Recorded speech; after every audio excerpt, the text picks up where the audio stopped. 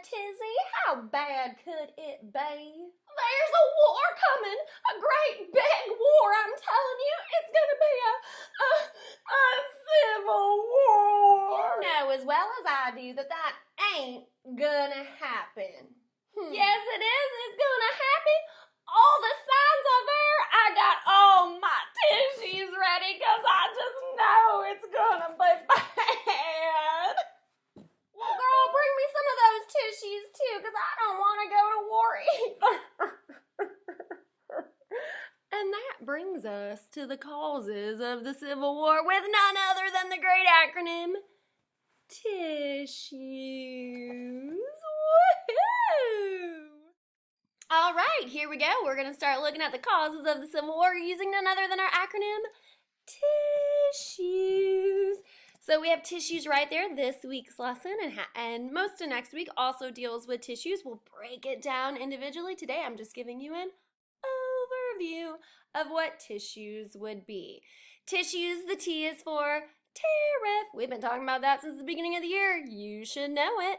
The I is industry versus agriculture. We all know that where you live affects how you live. And there's definitely a difference between the North and the South. There's 3 S's. One of the S's, you can do them in any order, but in here, the first S is for slavery. We know how much that's going to divide the country, not just economic systems, but it's a moral issue too. The other S is sectionalism, our different sections. So we're going to look at them and what they wanted and what they needed and how this caused them to argue. We learned just before the break, just before I started to miss all of you, which is none other than the book, Uncle Tom's Cabin. E is actually the only new thing that we haven't yet learned, but don't worry, I will teach it to you. I think I'm doing a pretty dang good job here on these little videos.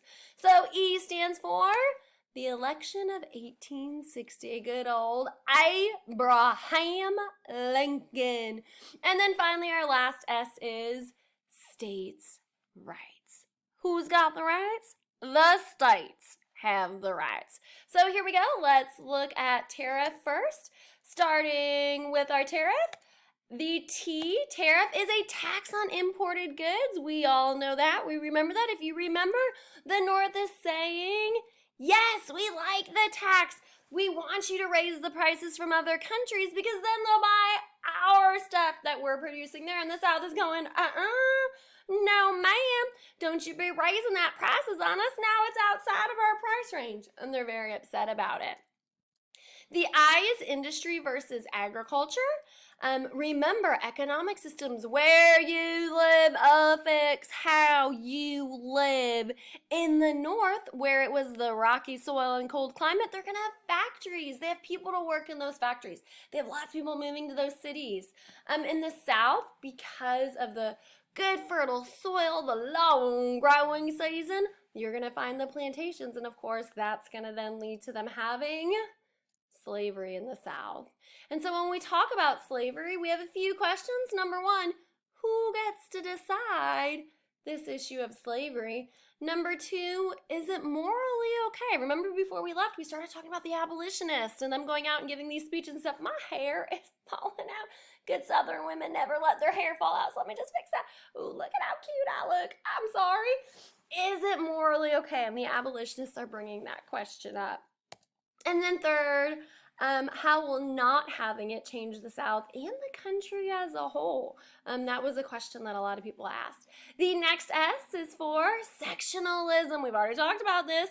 Being more loyal to your area than the country as a whole. Being more concerned about what's going on in your section. You know, the North had factories, they have business made in America, whereas the South is like, no tariffs, and they have slaves, and they're exporting goods. And then we can't forget, because everybody forgets, there is also the West. Because the real issue, the real question wasn't, oh, slavery in the South, it was, can slavery spread to the West? That became the issue there.